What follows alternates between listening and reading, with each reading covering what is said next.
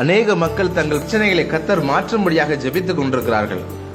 ஒரு அற்புதம் நடந்தால் என் வாழ்க்கை மாறிவிடும், சந்தோஷம் வந்துவிடும் என்று நினைக்கிறார்கள்.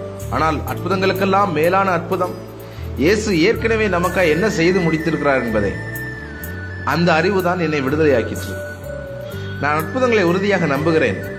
ஆனால் நாம் இயேசுவுக்குள் நம்முடைய வாழ்வின் சந்தோஷத்தை பெறுவதற்கு ஒரு அற்புதம் நடந்தே ஆக வேண்டும் என்று காத்துக் கொண்டிருக்க வேண்டிய அவசியம் இல்லை. ஒவ்வொரு ஞாயிறும் இயேசு என்னை நேசிக்கிறார் என்ற பாடலை சிறுவயது முதல் பாடுவதுண்டு. அதை நம்புவதற்கே நமக்கு அதிக விசுவாசம் தேவை. ஏனென்றால் எனக்கு அநேக கேள்விகள் இருந்தன. கடவுள் என்னை நேசித்திருந்தால் என்னை ஏன் இப்படி பிறக்க வைக்க வேண்டும்? கடவுள் அற்புதங்களை செய்ய முடியும் என்றால் எனக்கு ஏன் கைகளையும் கால்களையும் கொடுத்து என் வேதனைகளை போக்கக்கூடாது? எனக்கு பதில் தெரியவில்லை. ஏனோ தேவன் என் ஜெபத்தை கேட்கவே இல்லை. எந்த ஜெபத்துக்கும் பதிலும் இல்லை.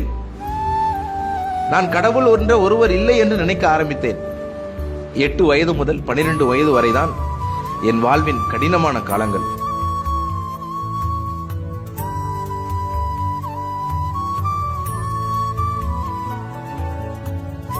என் பள்ளியிலே நான் தான் முதல் மாற்றுத்திறனாளியான மாணவன். கைகளே இல்லாமல் கால்களும் இல்லாமல் ஒரு சக்கர நாற்காலியில் செல்வது எல்லாருடைய கவனத்தையும் ஈர்த்தது.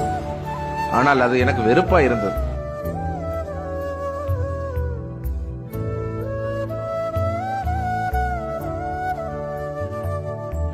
மனச்சோர்வடைந்தேன், தனிமையை உணர்ந்தேன்.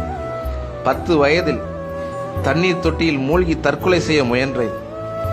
ஏனென்றால் அத்தனை கேலிகளையும் பரியாசங்களையும் தாங்கிக் கொண்டு ஒன்றுமே செய்ய முடியாத நிலைமையில் நான் வாழ விரும்பவில்லை. 3 முறை நான் தண்ணீர் தொட்டியில் விழுந்து தற்கொலைக்கு முயன்றேன்.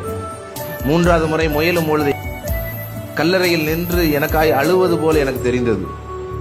அப்படி ஒரு வேதனையை நான் அவர்கள் கொடுக்க கூடாது என்று நினைத்து தற்கொலை முயற்சிகளை கைவிட்டேன்.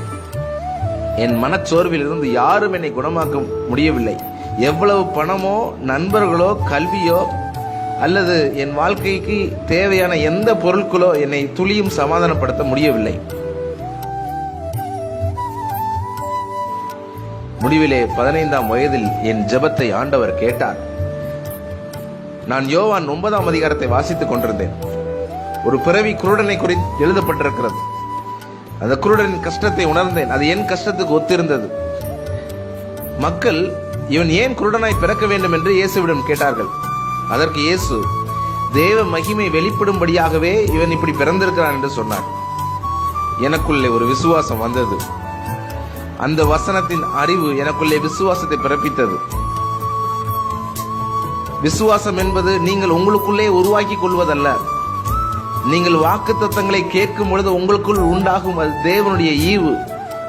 அதுவே என் வாழ்க்கையை மாற்றிற்று. இயேசு என் மனதை குணமாக்கினார். இப்போது நான் அவர் கையில் ஒரு கருவியாய் இருந்து தேவனுடைய பலன் என் பலத்தை அற்புதமாய் நிரப்புகிறதை உணர்கிறேன், சாட்சி பகர்கிறேன். எனக்கு ஒரு அற்புதம் நடந்து கால்களும் கைகளும் உடையவனாய் நான் சாட்சி சொன்னாலும் இப்படி வல்லமையாய் நான் சாட்சி பகர முடியாது. கை கால்கள் இல்லாதிருந்தும் என் முகத்தில் புன்னகை குறையாமல் இருக்கிறதே, அதுவே மிகப்பெரிய சாட்சி. என்னை போல ஏதாகிலும் குறைவுள்ளவர்கள் இருந்தால் நன்றாய் கவனியுங்கள். கடவுள் என்னை நோக்கமில்லாமல் படைத்து விட்டார், என்னால் என்ன செய்ய முடியும் என்று மனம் உடைந்து போனீர்களோ, என் மூலமா இயேசு என்ன செய்திருக்கிறார் என்று கவனியுங்கள். கை கால்கள் இல்லாத இந்த மனிதனையே அவருடைய கை காலாக இயேசு பயன்படுத்த முடிந்தால் இதை பார்த்து கொண்டிருக்கிற உங்களையும் இயேசு நிச்சயமாய் பயன்படுத்த முடியும். நான் ரோமர் 8:28 குறிப்பிட விரும்புகிறேன். அன்றியும் அவர் மேல் அன்பு கூறுகிறவர்களுக்கு சகலமும் நன்மைக்கு ஏதுவாக நடக்கிறது. என் இயலாமைதான் எனக்கு மிகப்பெரிய கஷ்டம் என்று நினைத்துக் கொண்டிருந்தேன். ஆனால் அது மிகப்பெரிய தவறு.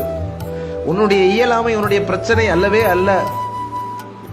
எல்லாவற்றையும் நன்மைக்காக செய்கிற தேவனுடைய சிந்தை உனக்கு இல்லாமல் இருப்பதே உனக்கு பிரச்சனை.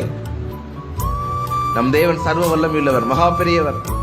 உன் வாழ்வின் மிக மோசமான காரியங்களை நன்மையாக முடிய பண்ண அவரால் கூடும்.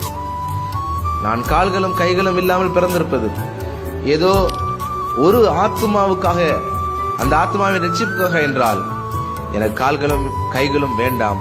அந்த ஆத்மா ரட்சிக்கப்பட்டால் போதும்.